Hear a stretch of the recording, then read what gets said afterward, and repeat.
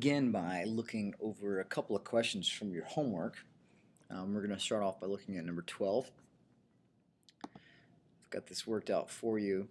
This is something that we've done similar problems like this in class. Number 12, it takes something and it starts off as saying find a polynomial of minimum degree in standard form with real coefficients whose zeros are those that are listed. Now notice that I have an extra one because they tell you the problem it's -2 and 2 plus I.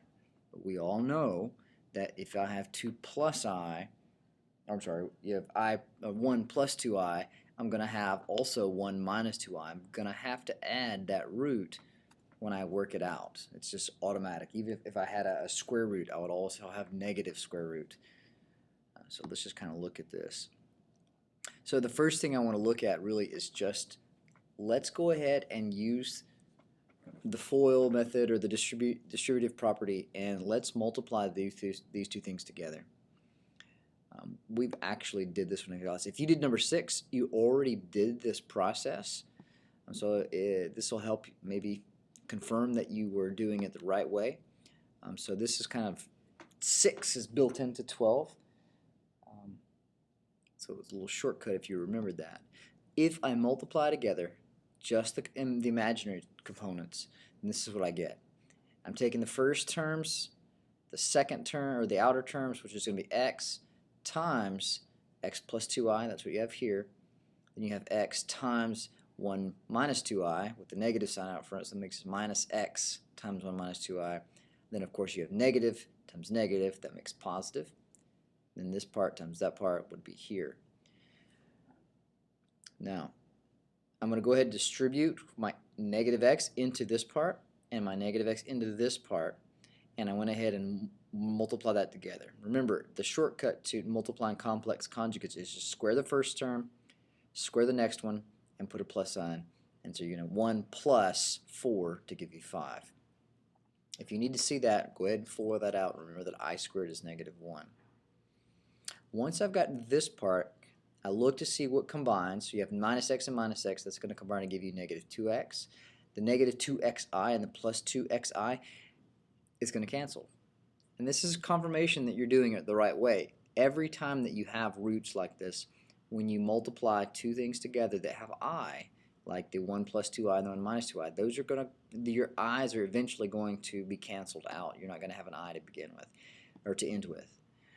When we simplify everything, you're going to get x squared minus 2x plus 5.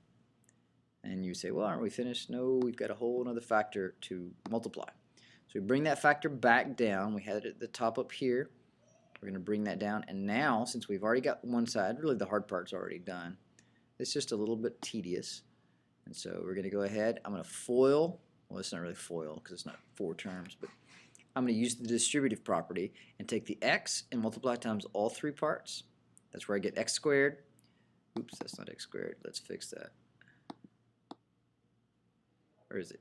X cubed. This is x cubed.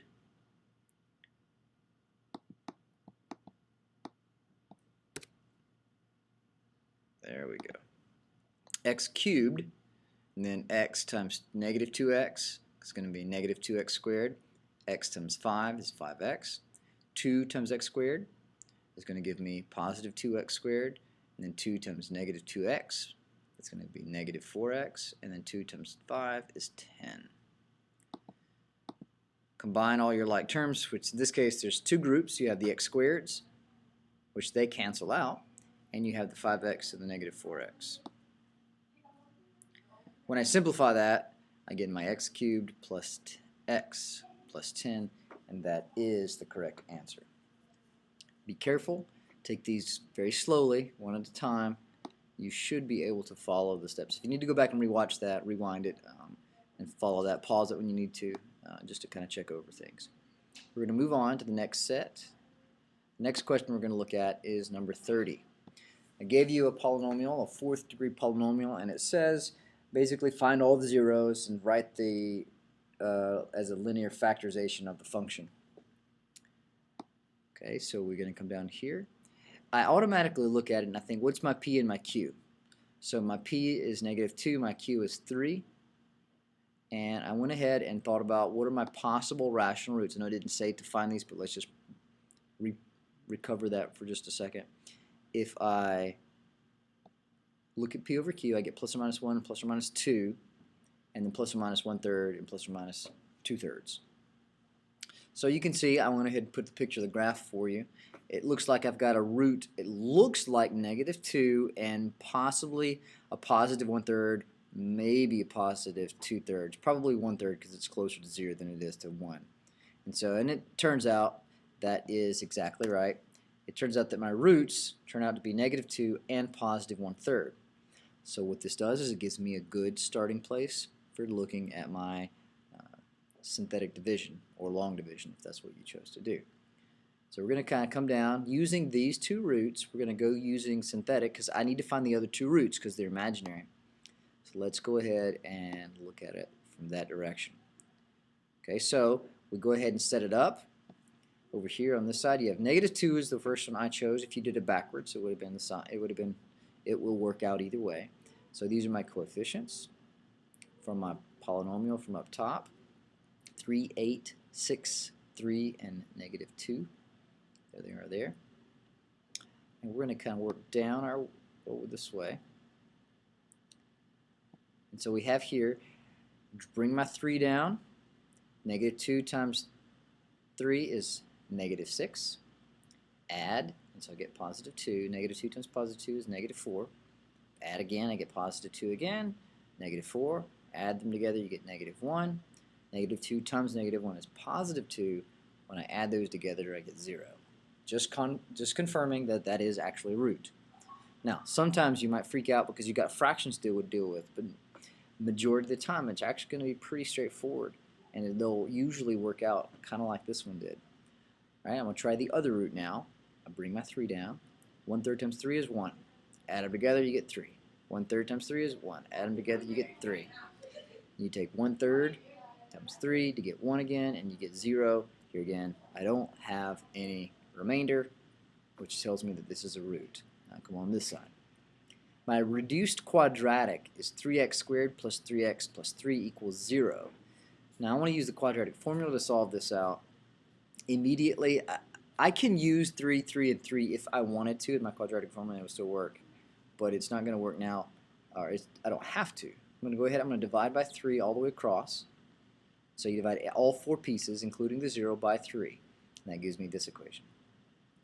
So I'll go ahead and I use 1, 1, and 1, and I can plug it in to my quadratic formula, and it turns out to give me that. And those are the other two roots. Now if you had left the 3's in there, which is perfectly fine, what would have happened at that point, you would have noticed that you would have simplified by dividing by 3 here, and you would have ended up with the same roots that I had. Either way, you'd have still gotten the same answer. These are the two major concepts that we talked about. We had P over Q, using rational roots and trying to find them, and using synthetic division to find all 4 roots. So -2, 1/3, 1 plus I root 3 over 2, and 1 minus I root 3 over 2. So this is really what we really covered in your homework.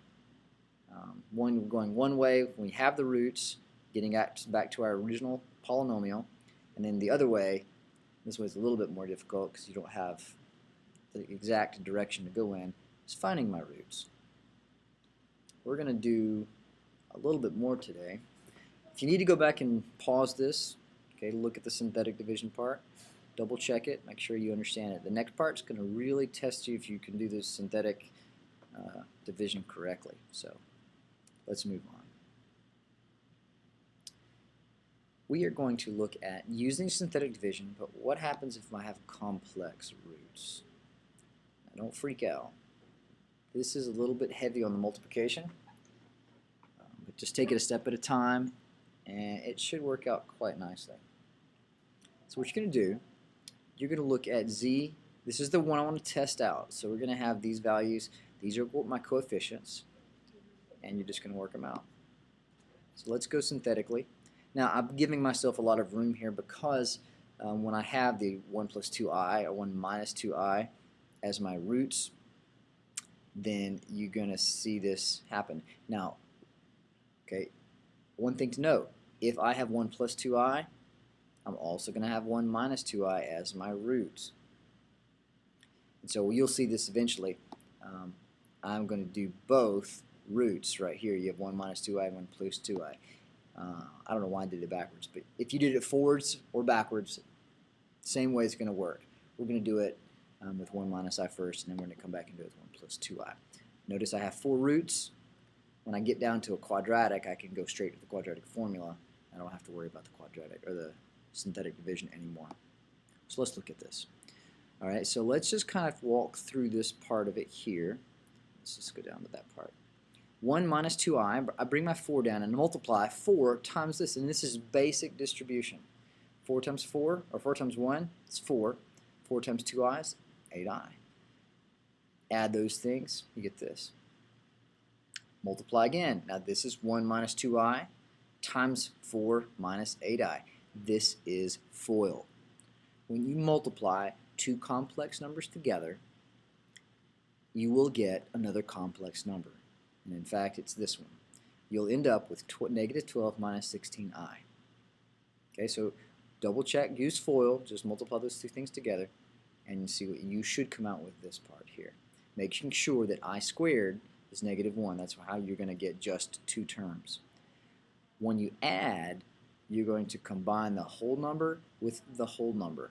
The negative 6, the imaginary part is just going to be brought down. So 17 minus 12 is 5. Negative 16 just follows it down. Here again, FOIL again. This is a little bit of a long process. 1 minus 2i times 5 plus 16i. FOIL it together. You're going to find out that you're going to get negative 27 minus 26i. Add them together. Negative 13 minus 26i.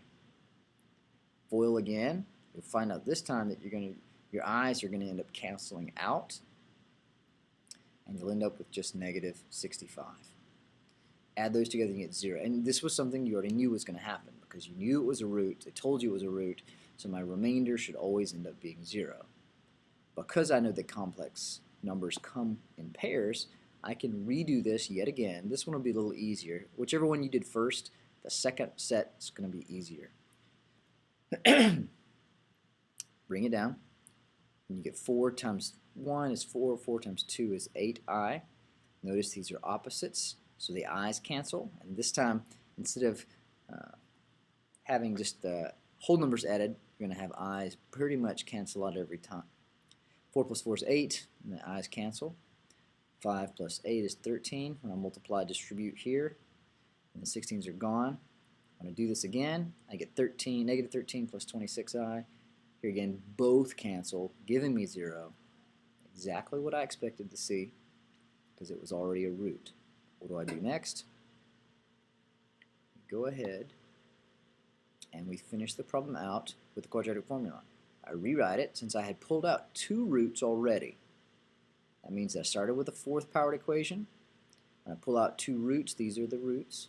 I'm left with a second, so this would be the 3rd power, and this would be the squared power, or the 2nd power. There it is. It's pretty much primed, ready to go for the quadratic formula. Plug them all in. Turns out that it's negative 8 plus or minus the square root of negative 144 over 8. That's just the square root of 12, or 12 squared. You get negative 8 plus or minus 12i over 8. I noticed that all 3 terms have a common factor of 4. So I divide them out. Notice that I left it like this. This 2 and this 2, I can't reduce that anymore. Okay, this is all one unit on the top. So if I can't factor out from both pieces, I'm not allowed to simplify any further than what you see right now. And so this is it. Negative 2 plus or minus 3i over 2. So if I were to look at, and they didn't ask me to write it in linear factors. No, I totally forgot to do that. But it would be x minus this, and x minus each one of these, and all in parentheses. Okay, go back if you need to watch that again. Rewind it and watch it again until you and practice it. As part of your homework, 33 and 36 in your homework are going to be working problems like this. So maybe when you get to that part, rewind it and maybe kind of follow along with me and do your homework on that part. All right, so for the rest of the class period, I want you to practice on some of these. 33 and 36 are just what we looked at, working over these. 39 and 42 really is what we did yesterday in class, just find the factors. What they also say here, this is kind of an actually easier, they say once you get to the quadratic, just leave it as a quadratic. You don't actually have to find it out. They want you just to factor it in its linear factors. Don't worry about if once you get to the quadratic, if it's not factorable, leave it as a quadratic. Okay, for example, number 39 or 39 actually turns out to be x minus 1 in times 2x squared plus x plus 3. And so you can leave that quadratic like it is. On 43, what that one is, be careful and just plug in the numbers, solve it, use your calculator to graph that. You're simplifying. The hardest part about this thing is just plugging in the numbers and simplifying. And you're going to get decimals. So round to 2 places, put it in your calculator, and find the zero. I'll give you a clue. Find the zero that makes sense. One of the zeros isn't really going to, you shouldn't use one of the zeros. There's one zero that makes sense in terms of the rest of them. And then 46, we actually talked about 46 in class the other day, so just write a couple sentences about that. Take the rest of the class period, work on these, rewind it if you need to, and we will talk about it on Friday.